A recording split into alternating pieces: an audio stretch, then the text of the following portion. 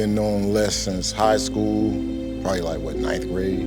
And from there, we just linked up. That was it. And can you describe his personality? Oh, his personality. He was quiet. He was quiet. And, you know, Les, he always had a little smirk on his face, you know, and he was different. He just was a different type of dude. He was always, I'd never seen him really get mad before.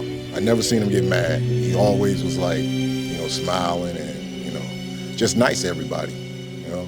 I never seen him get mad before. I never seen him mad. And I remember we was at Thelma's gym on 18th and, what was that, 18th and West 18th Street. She had a karate school over there. And me and Les was, I got two things. Me and Les was sparring, and I mean, he was like wearing me out. It was like, we sparred for about at least a half hour, at the least. Half hour to 45 minutes. And I was trying to quit, and he was like, no, you ain't quitting. And afterwards, I threw up. I went over there and threw up. And then he was like, man, that was a good workout. That was a good workout. But he really beat on me. And then another time, we went to a tournament in New Kensington, and he was like, all right, man, you got to warm up. You're getting ready to fight. So we over there, you know, we just going slow. We're going slow motion, shadowing.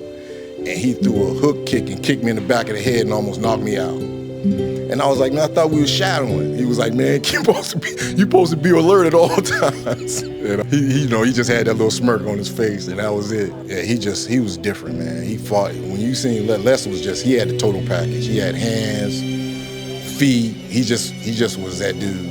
You know, every time I seen him fight, I used to love to watch him fight. I used to just love to watch him fight. He just was different. You know, everything he did, he was precise with. You know, his kicks, his punches. You know, and you know, he was real. You know, he stretched all the time, so he was like really, you know, limber. I remember he had me doing a split, right, and every time I get to a certain part and it would hurt, and he wanted my feet to be like this, and every time my feet would like change, he was like, no, my feet would go down like this. He wanted them up in the air like this. And every time I got to this certain, it started hurting so bad, my feet would go like that. He was like, man, he was like, come on now, you can do it. Quit doing that. Put your feet up. So, you know, he just kept pushing me but I never did do it. All right. Would you like to share some words of encouragement to his brothers, his children, his wife? Yeah, I mean, Les, your dad, your husband, he was a great guy. I mean, Les had no enemy. I can't think of one person that didn't like Les. You know, Les was that, you know, dude that everybody just, you know, everybody liked, because he never really, you know, did anything to, you know, for people not to like him. If he could help you, he would help you, you know. And because I started karate when I was young, and then I stopped, and then I got back into it like in like the mid '90s or something like that. And you know, because he kept begging me to come to the class, you know, man, start, you know, come to school. And I don't know, I just think he wanted to beat up on me a little bit. I think that's why he wanted me to come so bad.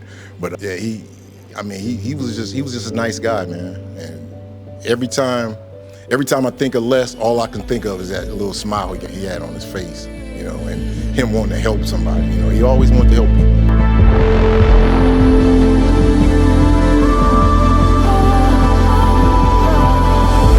Les, you taught me a lot.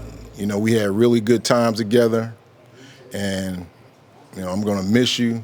I love you, and I always will. Yep, go ahead. All right. Oh, you even held it.